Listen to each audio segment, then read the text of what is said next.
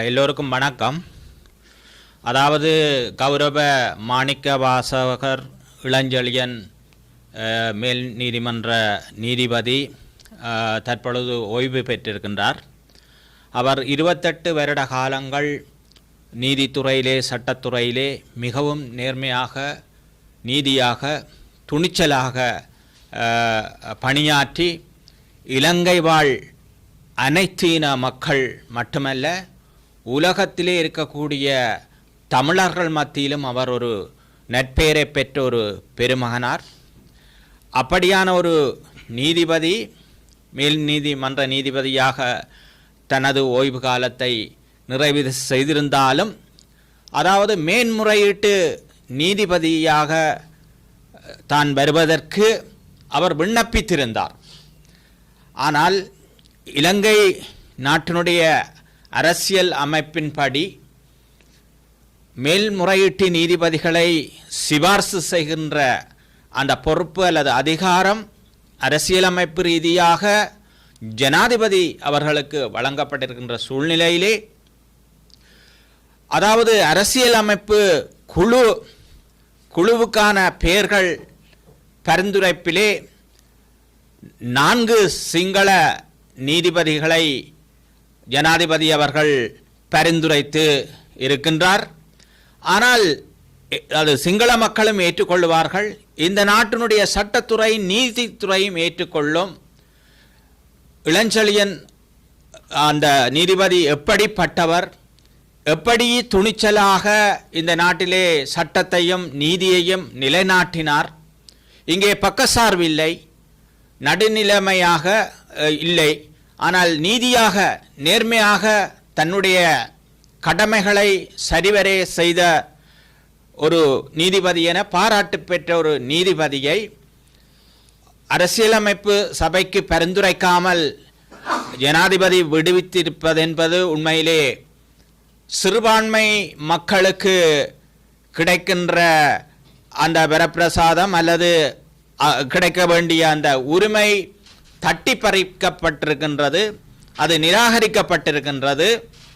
அது மட்டுமில்லை, இங்கே தம்பி அவர்கள் குறிப்பிட்டது போல எத்தனையோ வழக்குகளிலே வித்தியாவிட வழக்காக இருக்கலாம், கிருசாந்தி குமாரசாமி வழக்காக இருக்கலாம், எத்தனையோ ஆயிரக்கணக்கான தமிழ் இளைஞர்களை பயங்கரவாத தடை சட்டத்தின் கீழ் கைது செய்து கொண்டு போகின்ற பொழுதெல்லாம் அவர்களுக்கு நீதியை வழங்கின காலத்திலே அவர் கடந்த அரசுகளாலே பல சந்தர்ப்பத்திலே பழிவாங்கப்பட்டவர். அவருக்கு கிடைக்க வேண்டிய பதவி உயர்வுகள் எல்லாம் தடுக்கப்பட்டது, அவருக்கு கிடைக்க வேண்டிய அனுகூலங்கள் அனைத்தும் தடுத்து நிறுத்தப்பட்டு அவரை ஒரு மாவட்ட நீதிபதி என்ற மட்டத்திலே கூட வைத்திருந்த காலங்கள் எல்லாம் இருந்தது. ஆனால் இது ஒரு மிகவும் பாரபட்சமான ஒரு செயல்பாடு. ஜாழ் மாவட்டத்திலே 3 நாடாளுமன்ற உறுப்பினர்களை, ஏன் வடகிழக்கிலும் அதிகமான நாடாளுமன்ற உறுப்பினர்களை ஜனதா விமுக்தி பெரமுன என்று சொல்லப்படுகின்ற இந்த அரசாங்கத்துக்கு மக்கள் பிரதிநிதிகளை வழங்கியிருக்கின்றார்கள். அப்படி பிரதிநிதிகளை வழங்கிய இந்த சிறுபான்மை இனத்தின் சார்பிலே மிகவும் தகுதியுடைய தராதரம் மிக்க அவர் மேல்முறையீட்டு நீதிபதியாக வருவதற்கு மட்டுமல்ல, அதையும் தாண்டி சுப்ரீம் கோர்ட் உச்ச நீதிமன்ற நீதிபதியாக வரக்கூடிய தகுதி, வல்லமை, ஆற்றல், திறமை அத்தனையும் படைத்த ஒரு மனிதனாக இருக்கின்ற அந்த நீதிபதி உண்மையிலே இந்த நாட்டிலே சிங்கள மக்கள் கூட அவரை கண்டால் கையெடுத்து கும்பிடுவார்கள். அந்த அளவுக்கு சிங்கள மக்களுக்கோ அல்லது முஸ்லிம் மக்களுக்கோ தமிழ் மக்களுக்கோ அநீதி இழைக்காமல் பாரபட்சம் காட்டாமல் இந்த நாட்டிலே சட்டத்துறையை நீதித்துறையை செவனே செய்த ஒரு மகத்தான துணிச்சலான ஒரு செயல் வீரன், ஒரு மானமுள்ள ஒரு இனமுள்ள ஒரு மரத்தமிழனாக துணிச்சல் மிக்க ஒரு எழுச்சி நாயகனாக இருந்த எங்களுடைய நீதிபதிக்கு இப்படி ஒரு அநீதி இழைக்கப்பட்டிருக்கின்றது. இங்கே யாழ்ப்பாண மாவட்ட அமைப்பாளராக ஜேவிபியிலே திரு சந்திரசேகரம் அவர்கள் இருக்கின்றார், கட்சியினுடைய அமைப்பாளர். கடத்தொழில் நீரியவளத்துறை அமைச்சராக திரு கௌரவ சந்திரசேகரம் ஐயா அவர்கள் இருக்கின்றார். நீங்கள் யாழ் மாவட்ட ஒருங்கிணைப்பு குழு தலைவர். அந்த வகையிலே இந்த ஒருங்கிணைப்பு குழு கூட்டத்துக்கு செல்லக்கூடியவர்கள் இங்கே இருக்கக்கூடிய தமிழ் பிரதிநிதிகள், அது பாராளுமன்ற உறுப்பினர்களாக இருக்கலாம் அல்லது சிவில் சமூக பிரதிநிதிகளாக எவராக இருந்தாலும் இந்த விடயத்தை நீங்கள் வலியுறுத்துங்கள். நாங்கள் இந்த இடத்திலே அமைச்சருக்கும் நாங்கள் பகிரங்கமாக அறைகூவல் விடுகின்றோம். இது ஒரு பாரபட்சமான நடவடிக்கை. இதுக்கு நீதி வழங்க வேண்டும். அவருக்கு அந்த அவர் விரும்புகின்றார். அவர் ஒன்றும் அங்க காசு உழைக்கிறக்கோ அல்லது லஞ்ச வேலை பார்க்கவோ ஊழல் மோசடி செய்யவோ இல்லை. அவர் ஒரு நேர்மையானவர், ஒரு உன்னதமானவர், ஒரு உறுதிமிக்கவர், ஒரு துணிச்சலானவர். அவர் தனது பணிகளை செவ்வனே செய்து வந்த வரலாறு இந்த நாட்டிலே அனைத்து மக்களுக்கும் சொல்லப்பட்டிருக்கின்றது. அந்த வகையிலே இது ஒரு எங்களால் சகிச்சு கொள்ள முடியாத ஒரு அநீதி இழைக்கப்பட்டிருக்கின்றது. அவர் விண்ணப்பித்திருக்கின்றார். அவர் விண்ணப்பிக்கிறதுக்கு சகல தகுதியும் அவருக்கு இருக்கின்றது, உரிமை இருக்கின்றது, தகமை இருக்கின்றது.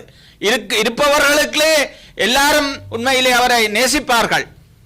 இளஞ்செழியனுக்கு அப்படியான ஒருத்தருக்கு கொடுக்க வேண்டும் என்று மற்ற நீதிபதிகள் கூட விரும்பக்கூடிய ஒரு மனிதனை இப்படி புறக்கணித்ததை இந்த சிவில் சமூக தீவக சிவில் சமூக சார்பிலும் அந்த யாழ் மாவட்ட சார்பில் நாங்கள் வன்மையாக உண்மையிலே இதை கண்டிக்கின்றோம்.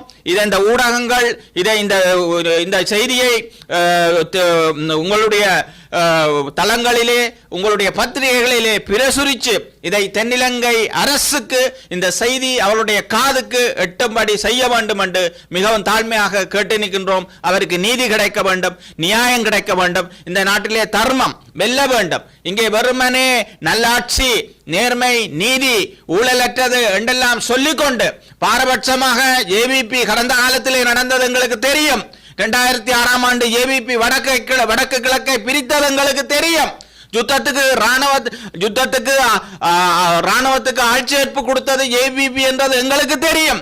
1987ஆம் ஆண்டு 88 காலத்திலே இலங்கை இந்திய ஒப்பந்தம் வந்த பொழுது அதை எதிர்த்து தென்னிலங்கையை பத்தி எறிகிற அளவுக்கு ஏபிபி நடந்து கொண்டது எங்களுக்கு தெரியும்.